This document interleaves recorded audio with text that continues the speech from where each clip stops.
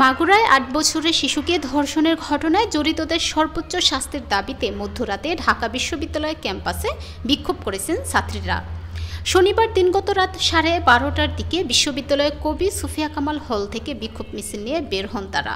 We want justice, দফা ১, দাবি ১, স্বরাষ্ট্র উপদেষ্টার পদত্যাগ সহ বিভিন্ন স্লোগান দেন শিক্ষার্থীরা। ক্যাম্পাসে মিছিল বের হলে পরে এতে অন্য হলগুলোর নারী শিক্ষার্থীরা যোগ দেন।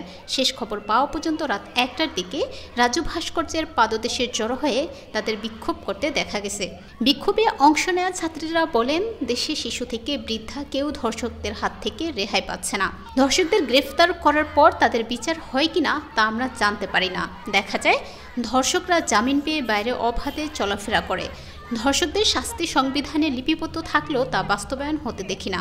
এই অবস্থা থেকে উত্তরণে আইন সংশোধন সহ প্রয়োজনীয় পদক্ষেপ নিতে হবে। এর আগে সন্ধ্যা 7:30টায় বেগম রোকেয়া হলের সামনে থেকে শিক্ষার্থীরা মশাল মিছিল বের করেন। মিছিলটি রোকেয়া হলের সামনে থেকে ভিসি চত্বর প্রদক্ষিণ করে ফের রোকেয়া হলের সামনে এক সংক্ষিপ্ত সমাবেশে মিলিত হয়।